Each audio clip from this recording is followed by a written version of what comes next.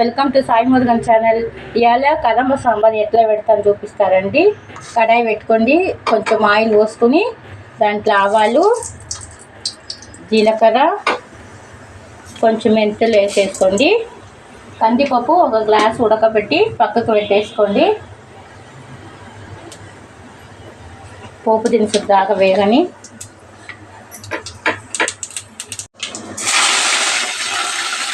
కరివేపాకు, పచ్చిమిరపకాయలు, ఆనియన్ వేసుకోండి. పోపు దినుసులు వేగిన తర్వాత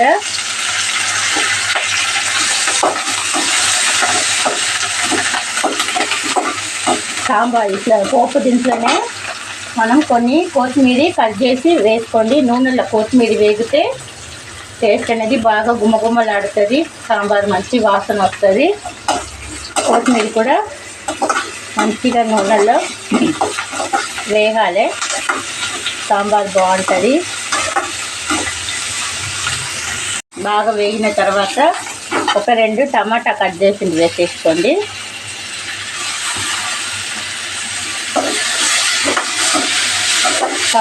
టమాటా ఆనియన్ వేగేటప్పుడే కొంచెం సాల్ట్ వేసేసేయండి, తొందరగా మగ్గిపోతాయి టమాటాలు.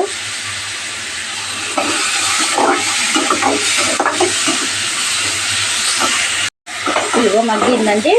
దీంట్లో మునక్కాళ్ళు, వంకాయ, చిక్కుడుకాయ, క్యారెట్,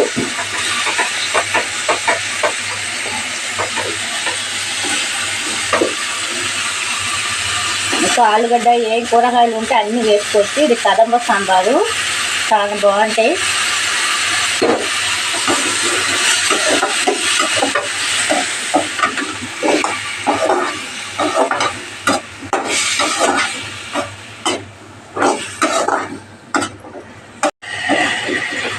కూరలంతా అన్నీ కొంచెం మగ్గినాయి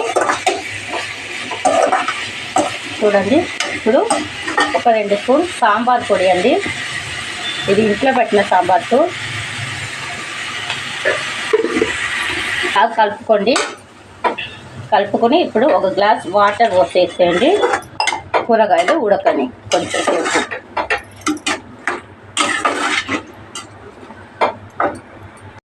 కర్రీస్ కొంచెం ఉడికిందండి. ఇప్పుడు కొంచెం చింతపండు పోయండి.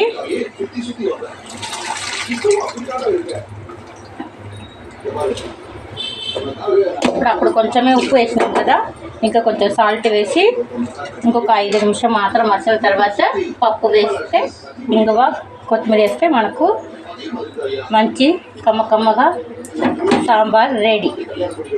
ఒక 5 మినిట్స్ రెడీ.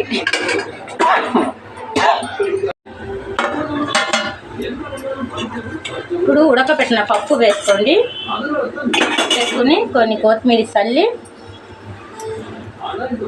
ఇంగువ వేసేయండి. ఒక 5 నిమిషంలో మంచిగా అన్ని కూరగాయలు వేసి కదంబ సాంబార్ వేడివేడిగా రెడీ అండి. నెయ్యి పోసుకుని తింటే సూపర్ ఉంటుందండి. ఇదండి కదంబ సాంబార్ అంటే, చాలా బాగుంటుంది. ట్రై చేయండి. మా వీడియో కనుక మీకు నచ్చినట్టయితే లైక్ చేయండి, షేర్ చేయండి, సబ్స్క్రైబ్ చేయండి. Thanks for watching. ఇంకొక వీడియోలో చూస్తాం. బాయ్.